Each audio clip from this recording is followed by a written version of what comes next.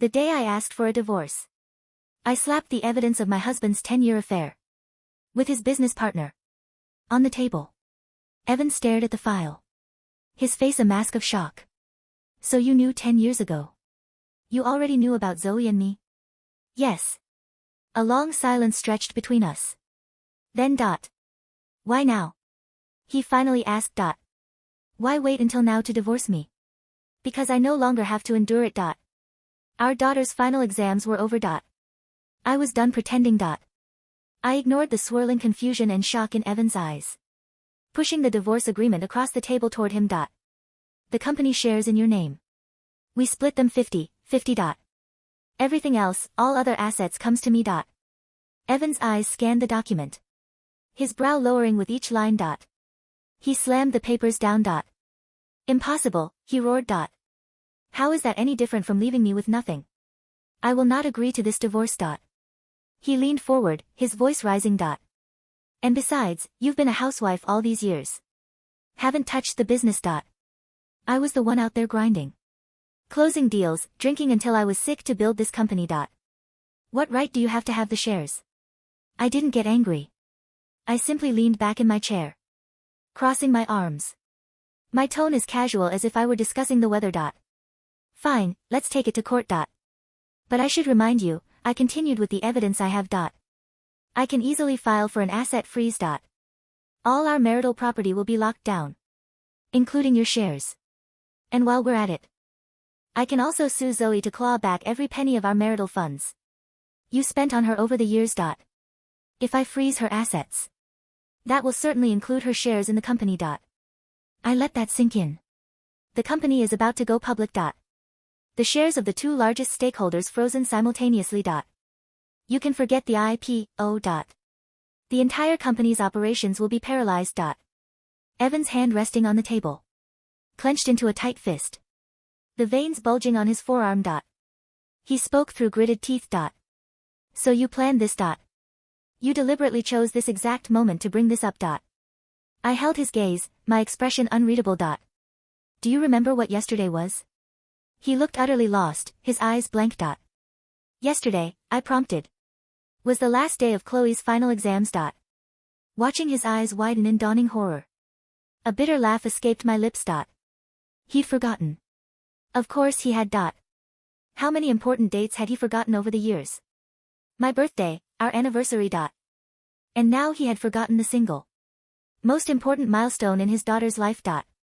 I closed my eyes and let out a long, slow breath. When I opened them again, they were clear. Our daughter has graduated. Divorcing now won't affect her anymore. Under Evan's stunned gaze, I slid the agreement back in front of him. 50-50 on the shares. You have two options. 1.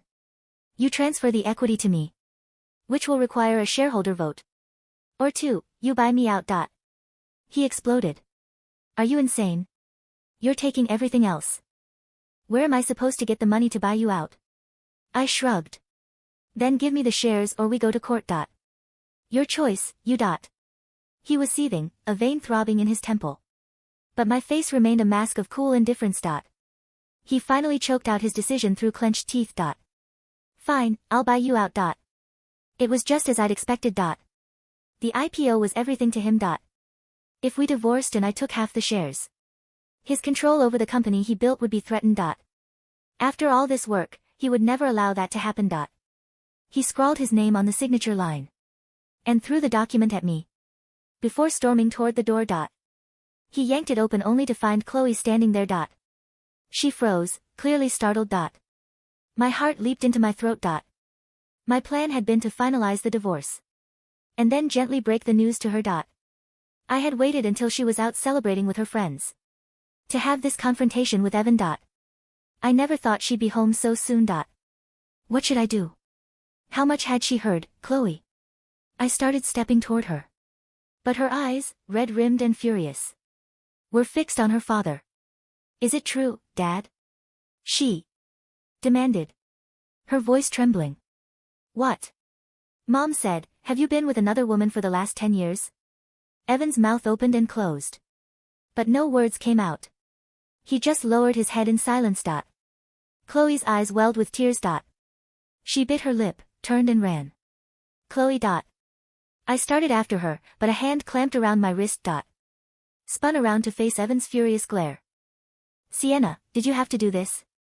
Did you have to get a divorce and hurt our daughter like this? I stared at him, my own anger flaring. Let's be very clear, Evan. You hurt her when you betrayed our marriage. You betrayed this family. Ignoring his stunned expression, I wrenched my arm free and ran out the door after my daughter. I searched everywhere, finally finding her in the small park near our neighborhood. She was sitting on a bench, staring blankly into the distance. I sat down beside her. Her voice when she spoke was a ragged whisper. Mom, I'm so sorry. Tears streamed down Chloe's face. Panicked. I pulled her into my arms, stroking her back. You have nothing to be sorry for, sweetie. You didn't do anything wrong. She let out a choked sob. But you knew. You knew Dad was cheating all this time. And you endured it for 10 years for me. My hand stilled on her back. A familiar ache spread through my chest. I wasn't apologizing for a mistake. She was apologizing for my pain. Oh, honey. I whispered. It wasn't endurance. It was a choice, a calculated decision that adults have to make. I made that choice because I wanted you to grow up happy and healthy. In a whole family. Chloe pulled away, her tear-filled eyes locking on mine. She blinked and fresh tears spilled down her cheeks. But a person only has so many decades. If it wasn't for me, you wouldn't have had to carry the pain of his betrayal alone. For 10 years. 10 years. It was a long time. I sighed softly, my expression softening. I smiled, tucking a stray piece of hair behind her ear, and gently wiping the tears from her face. Who said this family only brought me pain? I said playfully, pinching her cheek. It brought me so much joy over the years. Besides, I added, it's not too late for me. I'm only in my 40s. The best is yet to come. A small laugh escaped Chloe's lips. She nodded, her expression firming. Then I remembered something and my own face grew serious. But I didn't ask you. I just went ahead and asked your dad for a divorce. Are you angry with me? Chloe's head snapped up. There were still tears clinging to her lashes. But her gaze was resolute. Mom, we are all independent individuals. You have the right to pursue your own freedom and happiness. You don't need my permission for that. And I will always support your decisions. Just like you've always supported my dreams. I stared at her, my own eyes filling with hot tears. In that moment, I knew my daughter was truly grown up. When Chloe and I got back to the house, Evan was still there. Chloe shot him a cold look, huffed, and walked straight to her room without a word. I turned to him. Let's go sign the papers tomorrow. Then ignoring the lost look on his face, I went to join Chloe that night. We lay in her bed and talked for hours, sharing old memories. We laughed until our sides hurt. And we cried together. As the night wore on, we made a decision. It was time for a road trip. The day after the divorce was official, Chloe and I left. Ever since she was a little girl, Chloe had dreamed of building rockets. Aerospace was her passion. She was planning to apply to MIT. So we started our trip there, touring the campus. Then, we drove 3,000 miles across the country to a beach town in the south. I was lounging on a beach chair, sipping a cold coconut water, and watching Chloe play volleyball with some other tourists, when my phone started buzzing. It was Evan. Again and again. I ignored it, but he was relentless. Finally, I sighed, put down my drink and answered. Sienna. Where did you put my blue striped tie? A tie. He was ruining my vacation over a tie. If I wasn't halfway across the country. I would have slapped him. You've lived in that house for over a decade. And you can't find your own things. I said, my voice dripping with sarcasm. It's there. You never saw it as your home anyway. Why don't you just hurry up and move out? Move into a home where you can actually find your own ties. I hung up. Until the divorce was legally finalized. I couldn't completely block him. I just silenced his calls and muted his messages. And tried to forget he existed. When we finally returned home, Evan's pent-up frustration exploded. Sienna, you're finally back. He yelled. Look at this place. You just run off without a word. And the house is a disaster. I can't find anything. And my suits. No one's been ironing them. They're all wrinkled. How am I supposed to see clients like this? You're in your 40s. Can't you stop being so selfish and just abandoning your family? I almost laughed. Had he lost his memory? We were divorced. He wasn't my problem anymore. I was about to tell him so when Chloe's door opened. You have no right to talk to Mom that way, she shouted. Chloe's shout hung in the air, vibrating against the walls of the hallway. Evan recoiled, not from fear, but from the sheer indignity of being yelled at by the child he still viewed as a dependent. Chloe, he warned, his voice low and dangerous. Watch your tone. I am still your father. And she is the woman you divorced, Chloe shot back, stepping between us. She was shorter than him, but in that moment, she looked 10 feet tall. You don't live here, Dad. You don't get to complain about the laundry in a house you don't own. Evan looked at me, expecting me to reprimand her. To play the mediator. To smooth things over like I had for 2 decades. Instead, I picked up his suitcase, the one he had abandoned by the door, and set it upright. She's right, Evan, I said, my voice eerily calm. You seem confused about the timeline. The buyout money was wired to your account 3 days ago. You signed the deed over to me as part of the settlement. This isn't your house. These aren't your suits. I need a place to stay until the new penthouse is ready, he scoffed, adjusting his cuffs, trying to regain his composure. Zoe's place is too small for my things, and I have the IPO roadshow starting next week. I'm not going to a hotel like a transient. I built this house. And you sold it, I corrected. To me. I walked to the front door and held it open. The night air was humid, heavy with the scent of coming rain. Get out. Sienna, be reasonable. My blue tie is in the trash, I lied. It wasn't, but he didn't need to know that. Along with your preconceived notions that I exist to serve you. You have 5 minutes to take your bags and leave, or I call the police and report a trespasser. And Evan? Think about how that police report would look to your potential investors a week before the IPO. That struck a nerve. The color drained from his face. He looked from me to Chloe, whose arms were crossed, her gaze unyielding.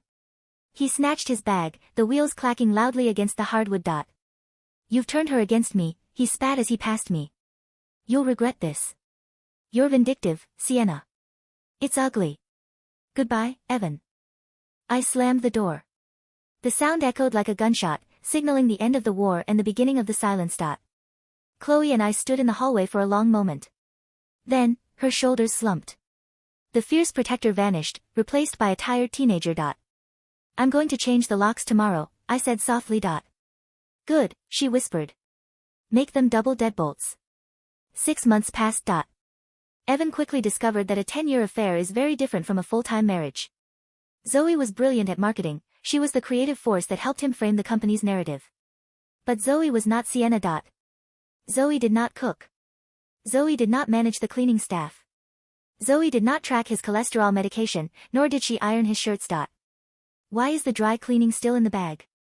Evan grumbled, stepping over a pile of shoe boxes in the penthouse he was now renting for an exorbitant fee. Zoe didn't look up from her laptop. She was sipping wine, her feet propped on the white leather coffee table. Because the maid comes on Tuesdays, Evan.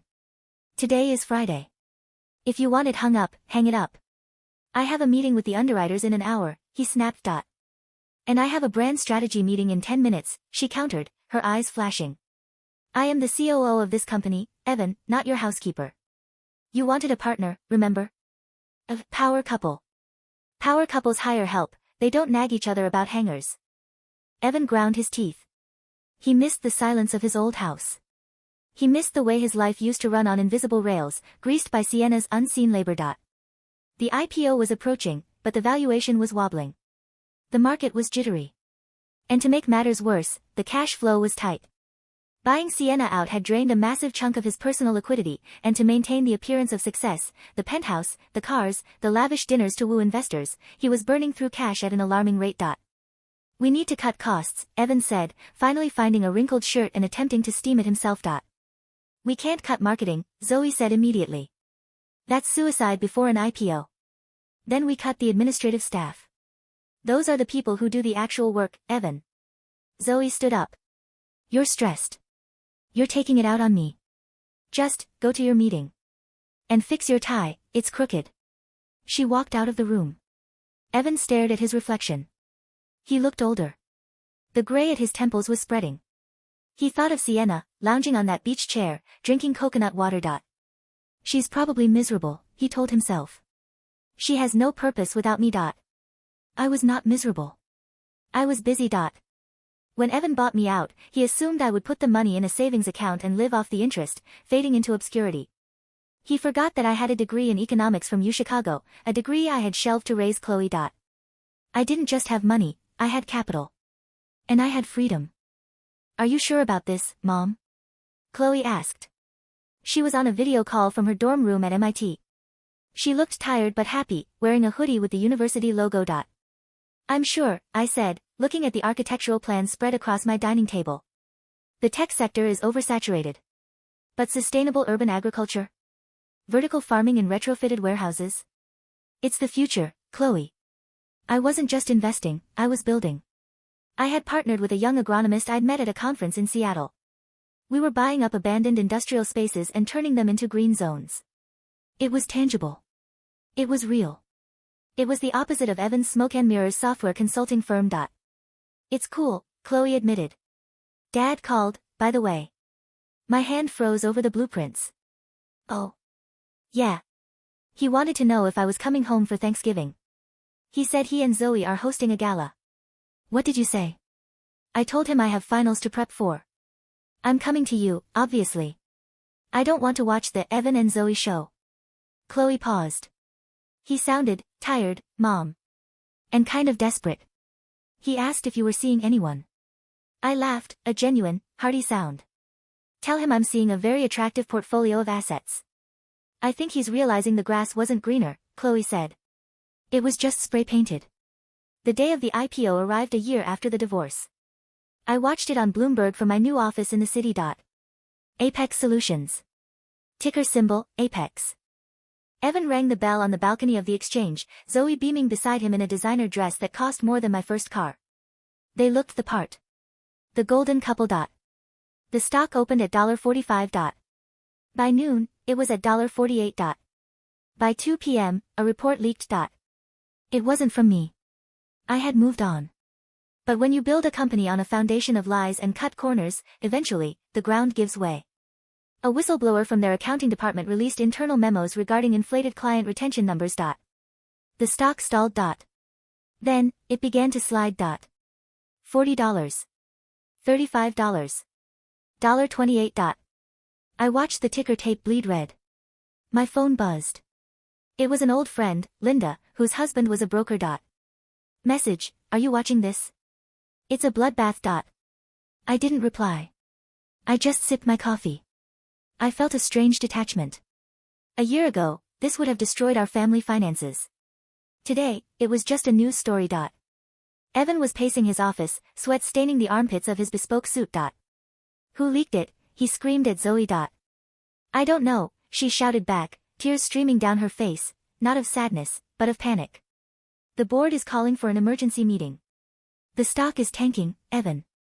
We're losing millions by the minute. My shares. Evan whispered. He had leveraged his retained shares. He had taken out loans against them to pay for the buyout of Sienna, convinced the stock would double post-IPO. If the stock dropped below $20, the bank would issue a margin call. He would have to come up with cash he didn't have, or they would liquidate his holdings. Call the bank, he ordered Zoe. They aren't answering my calls, Evan. They know. His phone rang. It wasn't the bank. It was Chloe. He stared at the screen, a lifeline to a simpler time. He answered, his voice trembling. Chloe. Sweetheart. Dad, her voice was sharp. I saw the news. Are you okay? It's a hiccup. Market manipulation. We'll bounce back. Dad, Mom says the fundamentals were shaky. She says if you leveraged the buyout.